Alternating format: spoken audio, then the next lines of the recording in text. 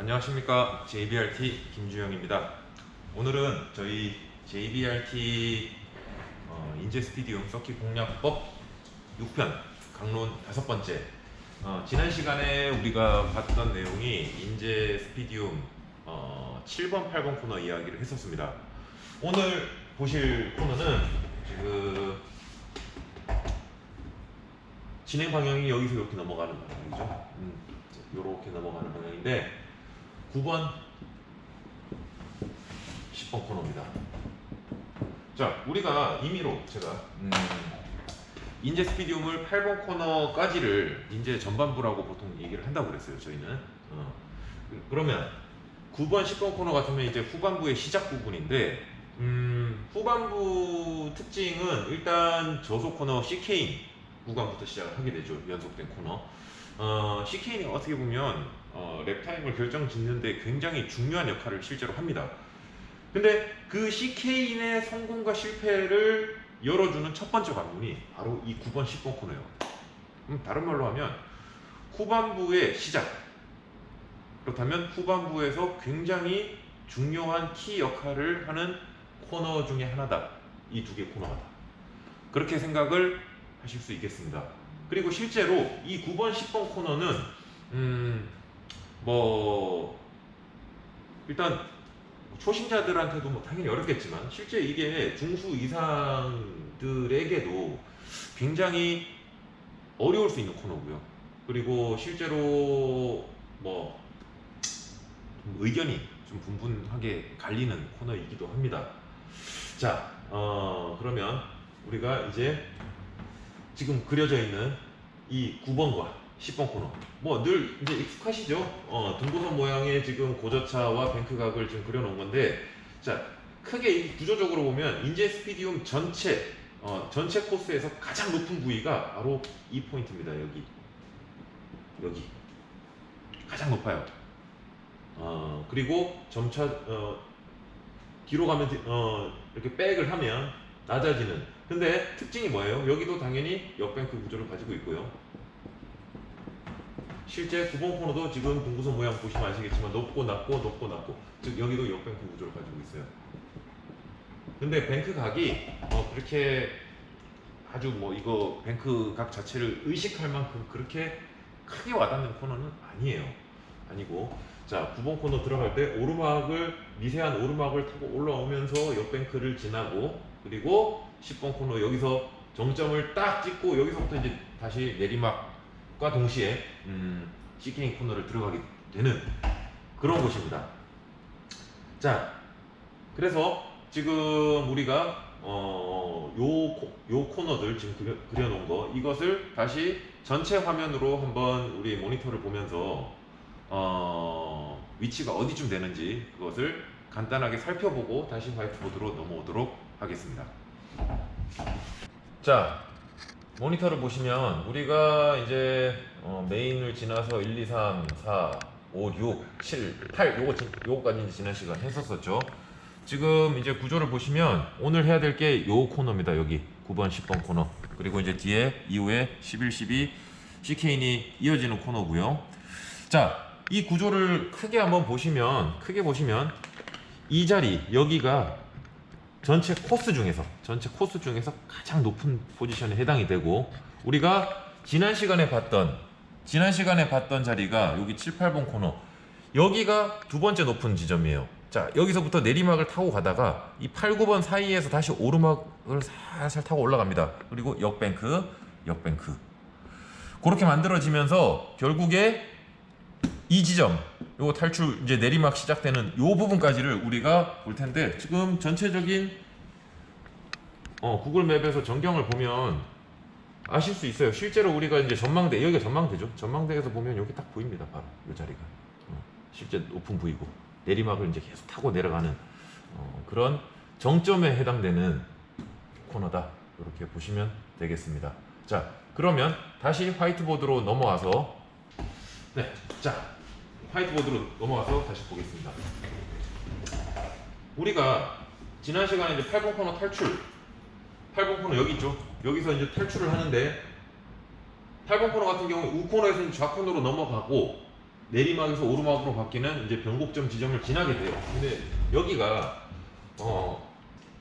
실제로 뭐 한 요 부근 어디선가 이제 변곡점을 지나게 되는데, 그 여부와 상관없이 사실 이제 가속 구간인데, 굉장히 어떻게 보면 상당히 짧지 않은 가속 구간인데 하중이 점진적으로 이쪽으로 넘어오는 것이 쉽지 않아요. 그래서 초신자들은 이 하중 잘못 넘겨서, 지금 우리가 핸들은 좌측을 감으면서 이 길을 따라오는데 차는 여기에 연석에서부터 점진적으로 조금 나와야 되거든요. 이게 어려워요. 그래서 실제로 어떻게 되냐면, 이 길을 타고 가면서 차를 이쪽으로 붙이려고 하다 보면 여기 잔디로 뛰어드는 그런 경우가 되게 많아요. 실제로 그렇게 해서 여기가 사고 위험도 낮지 않은 그런 구간이고요. 자, 그래서 그 부분은 실제로 우리가 이제 그립감과 차의 하중을 어느 정도 잘 느껴야 이 노폭을 확실히 매니지할 수 있을 것입니다. 그래서 요거는 각자 내가 딱 필요한 만큼의 하중을 넘겨서 정확한 그립을 통해서 노폭, 내가 쓰고자 하는 노폭을 정확하게 쓰는 이 연습은 사실 뭐 구두상으로 제가 표현하기 쉽지 않아요. 이것들은 여러분들이 좀 찾아가야 돼요. 연습을 통해서. 자, 어찌됐든 보겠습니다. 그리고 일단 뭐 출력에 따라 좀 다르긴 한데, 노폭 쓰는 것도 노폭을 최대한 어지간하면 다 쓰는, 그러니까 뭐 아주 이제 고수의 반열에 오르기 전에는 노폭을 다 쓰면서 타는 것이 여러분들 코너링 스피드를 살리고 전반적인 페이스를 올리는데 도움이 많이 될 거예요. 자, 그래서 가속 구간을 보겠습니다. 자, 쭉 타고 오는데 여기서부터 이제 넘어오죠, 차가. 자, 가속을 통해서 넘어와요.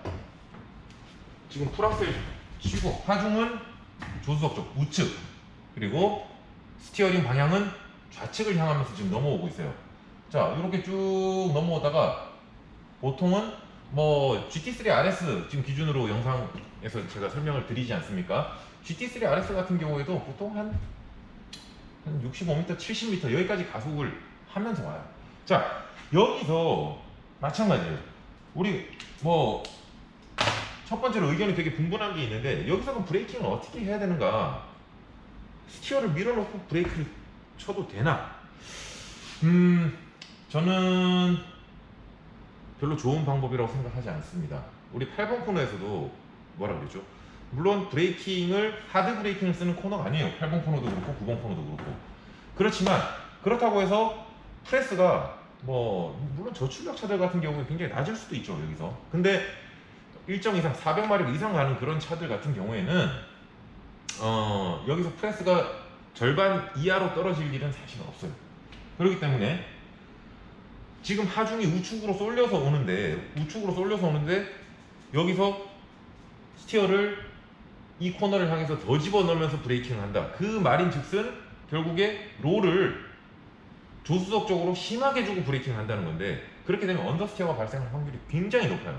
그리고 차종에 따라서 언더스티어 후에 따라오는 오버스티어를 겪을 확률이 굉장히 높아요, 이 코너를 들어가면서. 자, 그래서 오히려 여러분들 그렇게 생각하시는 분들 생각과 반대로 핸들이 좌측을 향해서 오다가도 브레이킹을 해야 될 때는 하중에 일정 부분 되돌림 현상이 있어야 돼요. 뭐 모도시라고 보통 얘기를 하기도 하고, 되돌림 현상이 있어줘야 돼. 자, 그렇게 해서 결국에는 종그립을 프론트 두 개 타이어로 정확하게 딱 필요한 만큼 써주는 것이 굉장히 중요합니다. 그래서 딱 적정 브레이킹 프레스를 잡고 한 50에서 한 40m 정도까지 프레스를 온 시켜주고 그 다음에 어떻게 해야 되죠? 여기서 릴리즈 템포가 상당히 빨라야 돼요. 자, 여기서도 왜 빨라야 되냐? 지금 오르막, 약간의 오르막 역뱅크 코너죠. 올라타면서 들어오는 거예요, 여기. 근데 여기서도 마찬가지, 8번 코너에서 제가 설명했던 대로 오버스티어 밸런스가 오게 되면 굉장히 여기서 로스가 심합니다. 그렇기 때문에 릴리즈를 좀 빨리 적용시키면서 약언더의 밸런스로 들어가야 돼. 그러나 8번 코너 대비는 여기는 오히려 7번 코너에 가까운 뉴트럴 밸런스 정도에서 약간의 약언더, 그런 밸런스를 가지고 들어와 주는 게 좋아요. 여기서 언더스티어 나면 끝이에요. 뭐 그 부분 제가 좀 이따 설명을 드리겠지만, 자 어찌됐든 9번 코너는 단일 코너예요. 10번도 단일 코너예요. 단일 코너는 거의 90% 우리가 랩타임을 위해서는 에이펙스를 어떻게 잡아야 된다고 했죠? 레이트 에이펙스예요. 레이트 에이펙스. 자 10번도 레이트 에이펙스. CP라고 적어 놓을게요 여기. 자, 이 상태에서 뉴트럴에 가까운 야건도로 들어오려면 브레이크 릴리즈를 하면서 이제 스티어가 들어오는데, 지금 여기 잘 보시면 이 9번, 10번 구간이 어려운 게 바로 요 에이펙스와 에이펙스 사이, 여기에 이걸 참 가속 구간이라고 하기도 애매하고 그렇다고 해서 제동 구간이라고 하기도 애매한 요런 구간을 가지고 있다. 자, 그리고 여기는 속도가 굉장히 높고 저속 코너다. 코너 R값은 8번 코너하고 9번 코너는 비슷하다. 근데 릴리즈 패턴은 또 어떻게 보면 8번 코너하고 비슷하다. 자, 릴리즈를 끌고 들어오면서 궤적이 어떻게 돼야 되죠? 레이트 에이펙스를 타는데 연석을 어느 정도는 왕창 타주고 들어와야 돼요. 여기서 지금 사실 의견이 분분한 부분 제가 뒤에서 다시 설명드릴 건데, 자 요렇게 타고 들어오면 두 바퀴로 그립을 확실히 시켰고 야건더 밸런스 내지는 뉴트럴 밸런스를 끌고 들어오면 정확히 이렇게 들어올 겁니다. 뉴트럴을 거치게 되고 연습하면서, 그러면서 우리는 차가 어디로 떨어뜨리게, 지금 쇼 코너니까 차는 미들 정도 떨어지게, 그렇게 해서 짧은 가속 구간을 가지고 오게 되고요. 그 다음부터 바로 10번 코너를 들어오게 돼요. 자, 여기 레이트 에이펙스를 잡으려면 어떻게 해야 되죠? 레이트 에이펙스를 잡으려면 이렇게 들어온 상태에서 미들 라인을 유지하고 여기서도 일정 부분 브레이킹을 줘야 됩니다. 만약에 여기서 쓰는 게 10이라면 여기서는 한 11 정도, 오히려 여기보다 약해서는 안 돼요. 여기는 중속 코너고 여기는 저속 코너죠. 브레이킹이 약할 이유가 없는 곳이에요. 자, 그런 다음에 전형적인 레이트 에이펙스 트레일 브레이킹이죠.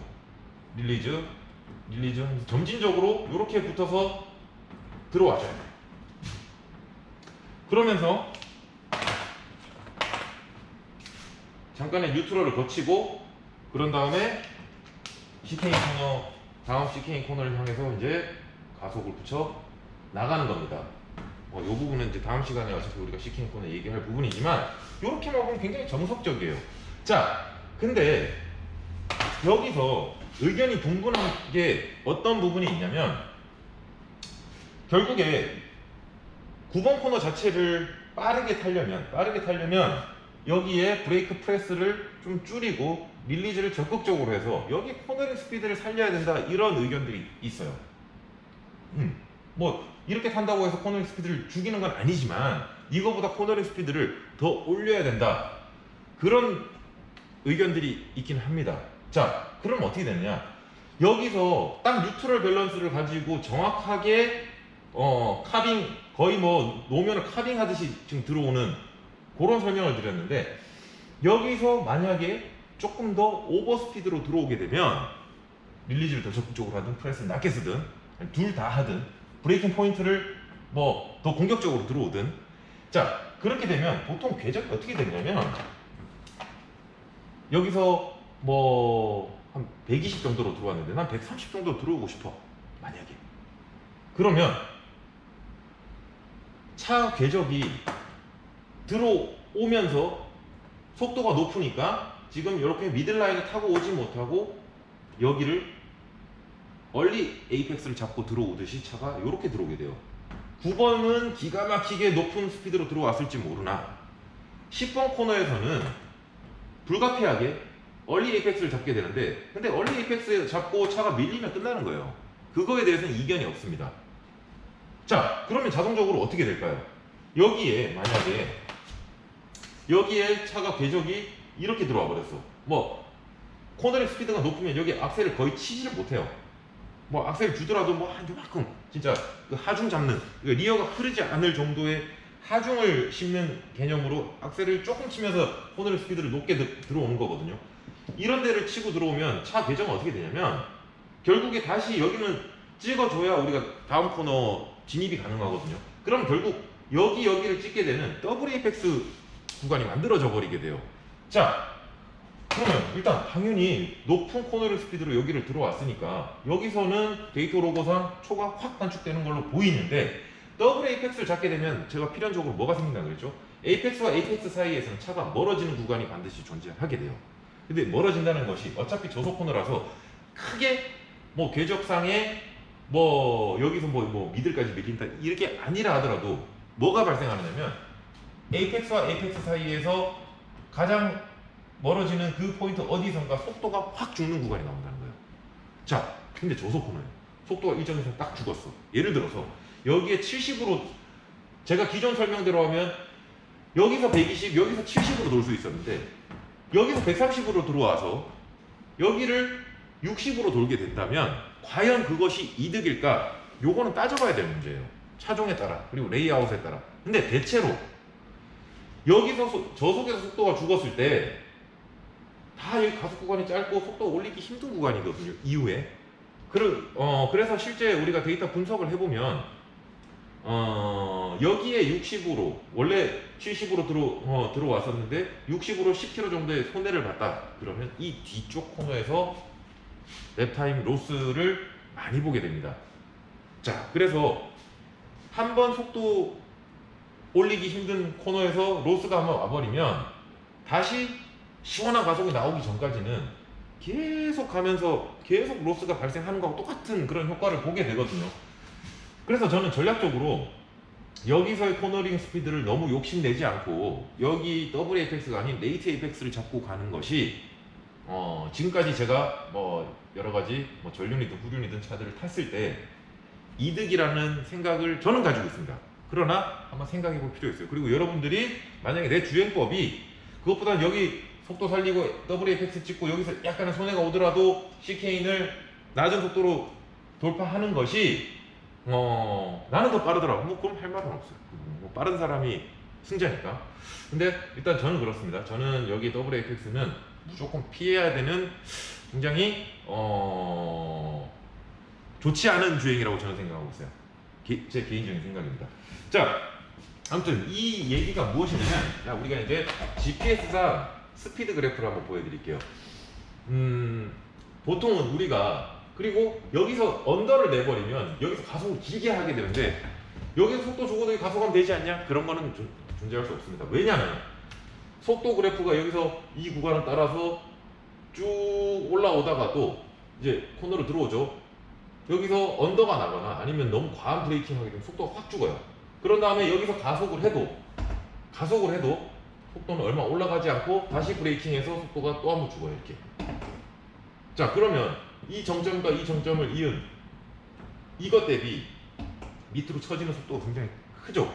이렇게 되면 이것보다는 당연히 이 콘 하나 놓고 보게 되면 이것보다는 이렇게 치고 요렇게 와서 가속을 악셀을 거의 못 주더라도 브레이크를 약하게 쓰면서 요렇게 떨어뜨리는 것이 이 사이 면적만큼 랩타임 단축을 시킬 수 있어요. 자, 이게 다른 말로 뭐하고 똑같냐면 제가 늘 강조하는 악셀을 밟았다 뗐다를 여러 번 하는 것이 느리다라고 하는 게 이런 거예요.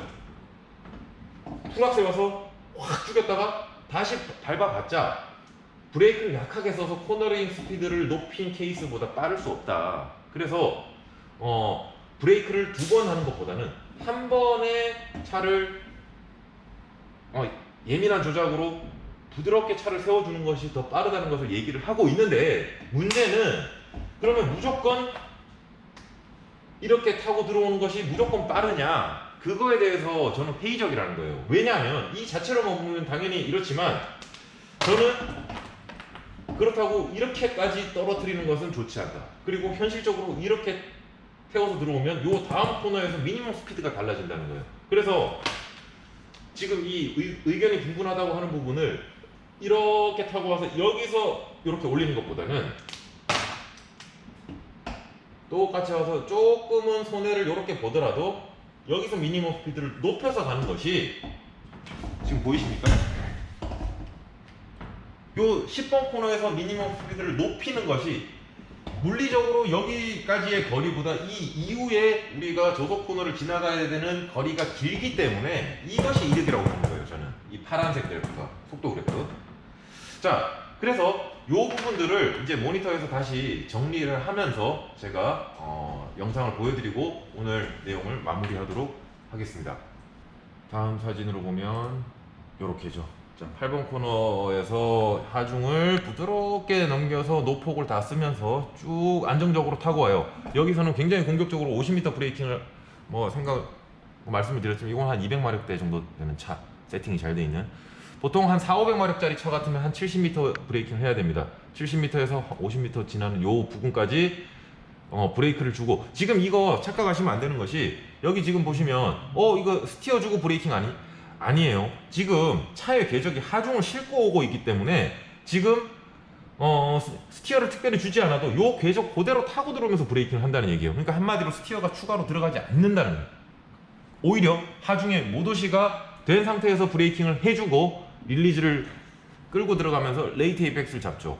그리고 여기 가속 구간은 속도를 높인다의 개념이 아니라 여기 같은 경우에는 하중을 정렬하는 의미의 리어의 하중을 살짝 실어주면서 차량을 안정화시키고 다음 브레이킹을 들어간다, 그 개념으로 봐주시는 것이 좋겠습니다. 그래서 딱 요런 궤적으로 9번 코너를 들어가고, 10번 코너 같으면은 보시다시피 여기서 브레이킹 그리고 릴리즈를 길게 끌면서 레이트 에이펙스를 잡고 안정적인 가속을 해주는 것이, 이것이 바람직하다라고 저는 보고 있습니다. 자, 영상을 한번 볼게요. 자, 여기가 이제 7, 8번 코너 사이 부분인데 거기서부터 쭉 일단 보고 들어가겠습니다.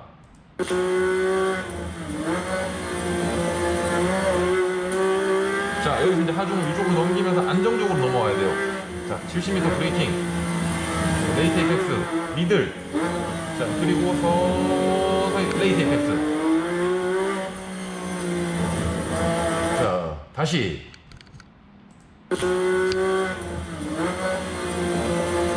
8번 코너 탔고 이제 빨래판 연석을 밟았어요. 자, 야건도로 들어왔기 때문에 이제부터 그러니까 여기서부터 핸들이 정렬이 되기 시작하는 겁니다.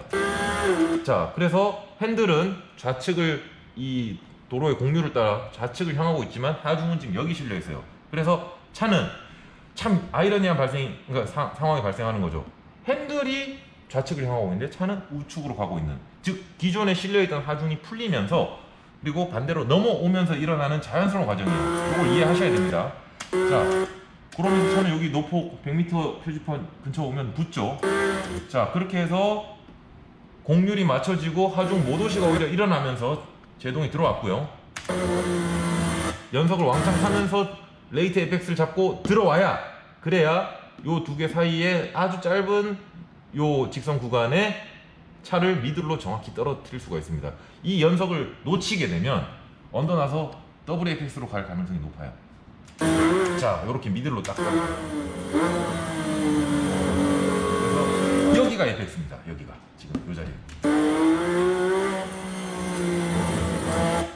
자, 그러면 요번에는 코너링 스피드를 한번 볼게요. 8번 코너링 스피드가 조금 아쉬운데 120 초반, 여기 한 130 정도 나와야 돼요. 자, 맥스 스피드가 175 정도까지 올라갔어요. 여기 GPS 스피드, 뭐 계기판 180 이미 뚫었죠. 그러면 자, 거기에서 브레이크를 제동과 동시에 하중을 정확하게 프론트로 정렬 딱 해주고, 릴리즈 굉장히 빠르죠. 지금 보시다시피. 자, 미니멈 스피드가 어느 정도 되는지 볼게요. 거의 뭐 118, 120 정도로 지금 여기에 에이펙스를 찍고 들어갑니다. 그 다음 미니멈 스피드 볼게요. 72. 자, 근데 만약에 여기서 아까도 우리가 의견이 분분하다고 했던 부분, 여기서 뭐 최고 스피드가 중요한 게 아니라 만약에 여기서 지금 120 정도로 이 코너링 스피드 잡고 들어왔는데 이거 더 욕심을 냈어요. 만약에 이 120이 아니라 여기가 130 정도 더 태워서 들어간다. 근데 하중을 잘 정렬을 해서 에이펙스 잘 찍고 들어갔다. 그러면 이거 넘어와서 속도가 높겠죠.